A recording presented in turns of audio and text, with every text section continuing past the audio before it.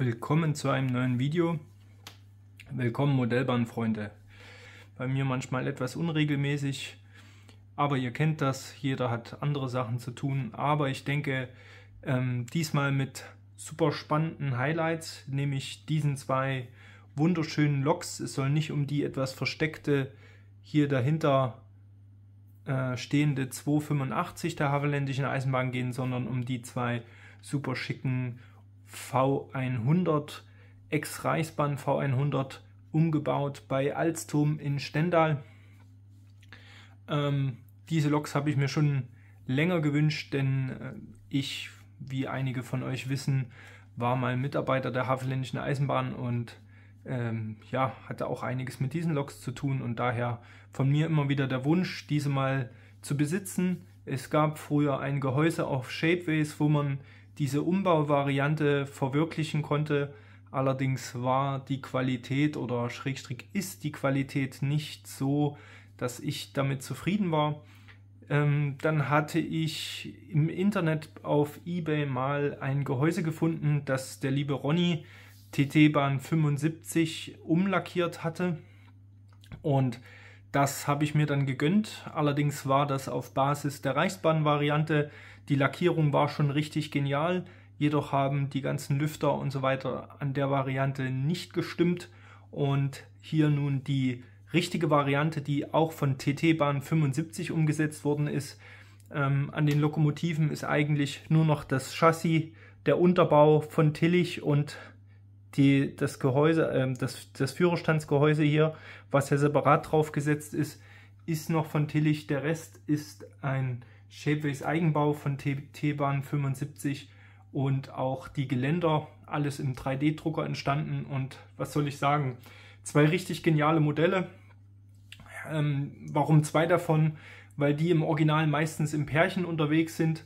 Und deswegen zwei davon, weil ich das auch gerne auf meiner Anlage darstellen möchte. Ich hatte bis vor kurzem sogar drei Umbaumodelle hier. V160.1 war noch dabei und das ist V160.7 und V160.8. Warum V160 bei der Havelländischen Eisenbahn?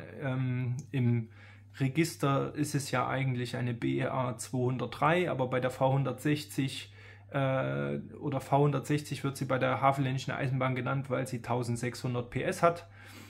Die Havelländische Eisenbahn hatte früher die Nummern V160.1 bis Punkt 8. Punkt 1 und Punkt 2 wurden abgegeben, weil sie MTU-Motoren hatten und gegen Punkt 9 und Punkt 10 der Lokon ausgetauscht. Das heißt, heute besitzt man V160.3 bis Punkt 10. Die Punkt 9 und Punkt 10, die dazugekommen sind, haben sogar eine Holland-Zulassung im Vergleich zu den ersten 6 Maschinen, die rein für den deutschen Markt damals produziert worden sind. Die Lokomotiven der Havelländischen Eisenbahn sind komplett Umbauten, auch perfekt dargestellt von dem Ronny. Ich werde dann bei Gelegenheit mal noch ein paar Bilder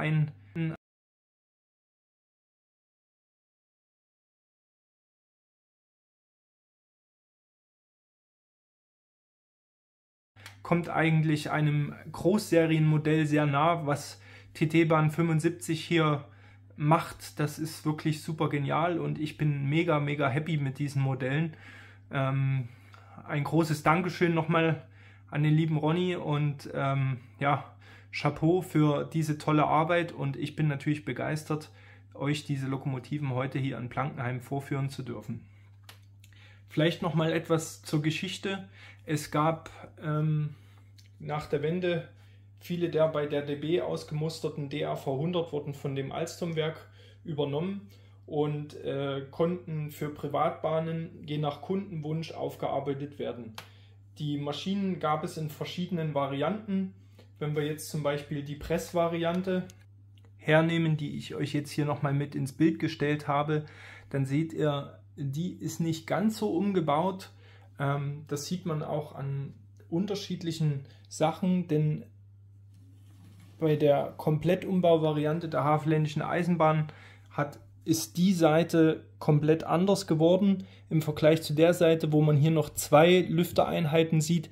Bei der Komplett-Vollumbau-Variante gibt es nur noch einen großen Lüfter, wie bei den modernen mittleren Streckendiesellokomotiven.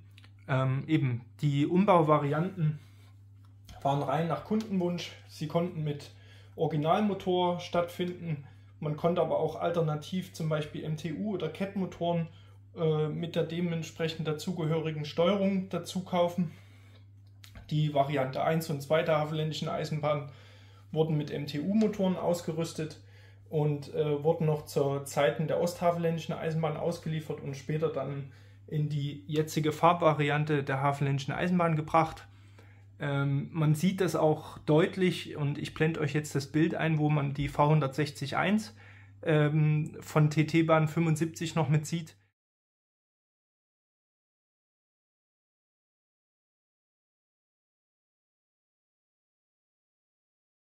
Die hat einen anderen Frontaufbau, andere Puffer, noch die Rundpuffer und hat so wie die Pressvariante hier diese Markierungen an der Seite noch.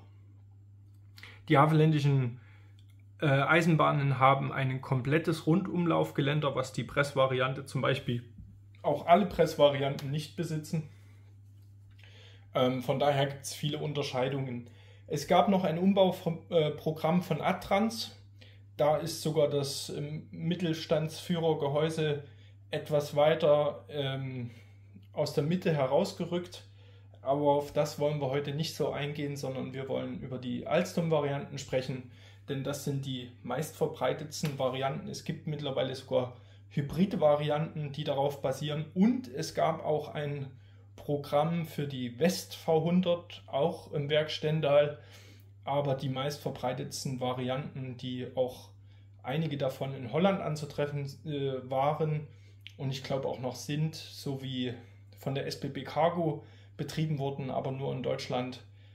Also die DR V100 Umbauvariante der Firma Alstom ist doch mit die weit verbreitetste von der Menge. Die Havelländische Eisenbahn hat die Option auch gezogen, dass dass die Maschine auf eine Höchstgeschwindigkeit von 100 km/h nach oben gesetzt wurde. Dadurch hat sie die Typenbezeichnung, die Baureihenbezeichnung BA200 reinbekommen. Daran erkennt man die Varianten, die auf 100 km/h Höchstgeschwindigkeit hochgesetzt worden sind. Und eben, wie vorhin schon erwähnt, haben die Maschinen unterschiedliche Aufbauten und Zusatzausrüstung je nach Kundenwunsch bekommen. Das heißt, im Grunde waren die Maschinen sowas wie komplett neu aufgebaut, wenn der Kunde das gewollt hat, und haben trotzdem nur einen Bruchteil von dem gekostet, was zum Beispiel eine damalige G1206 von MAK oder später auch Vossloh gekostet hat. Und dadurch waren die Maschinen natürlich durchaus attraktiv und sind heute auch noch weit verbreitet, da sie eigentlich von Grund auf neu aufgearbeitet worden sind. So, jetzt werden wir noch etwas Fahrbetrieb machen. Ihr sollt die Züge genießen und in den nächsten Videos wird es natürlich die zwei wunderschönen V160 auch nochmal jeweils etwas mehr zu sehen geben. Und nun sage ich viel Spaß mit den bewegten Bildern. Ich hoffe, euch gefällt, was ihr seht.